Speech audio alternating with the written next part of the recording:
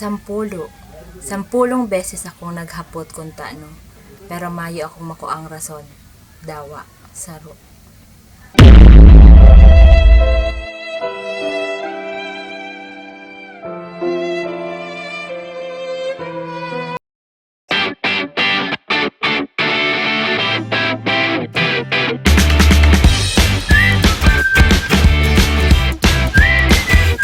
Hello everyone! Welcome sa part 2 ng i-translate mo, Bicol-Tagalog Translation. Ngayon naman, tuturuan ko kayong magbilang gamit ang salitang Bicol. Magbibilang tayo from 1 to 10. Tara, let's!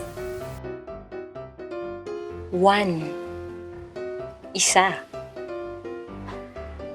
Saro. Saro. Saro. Sarong beses ko pa lang siyang nahiling, namuot na ako sa iya. 2. Dalawa. Dua. Dua. Dua. Duwang bangging di ako nakaturog kakaisip sa iya. 3. Tatlo.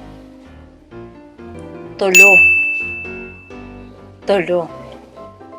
Tulo. Tulong burak ang tigtaon niya kang siya mangharana.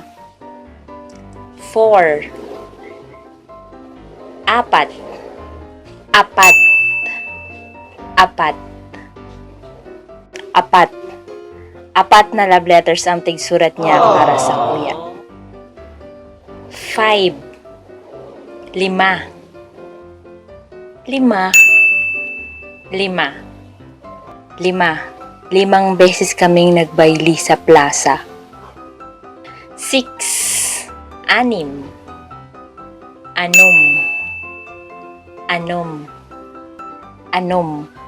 na bulan ang nakalipas, mahahamis na taram na dadang ko pa sa iya. 7. 7. 7. Pero kang ikapitong bulan, bigla na lang siyang nagbago.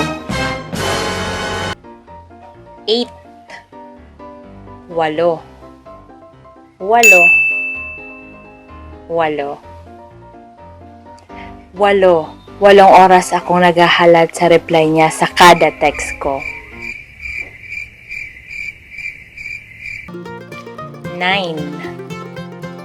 Siyam.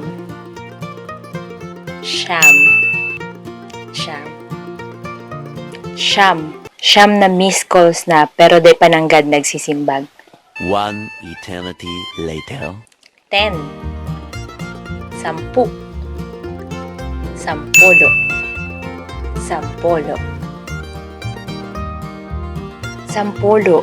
10 beses akong naghapot kung taano. Pero mayo akong makuang rason. Dawa. Saro.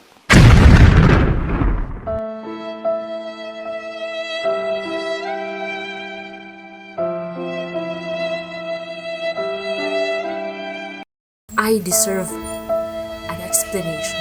I deserve an acceptable reason.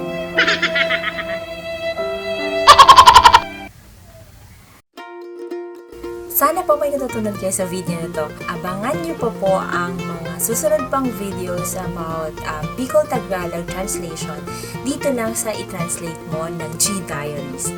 Huwag niyo pong kalimutang i-like at i-follow ang aking Facebook page at mag-subscribe sa aking YouTube channel.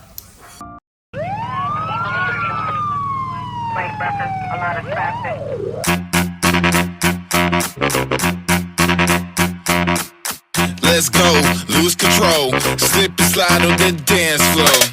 Let's go.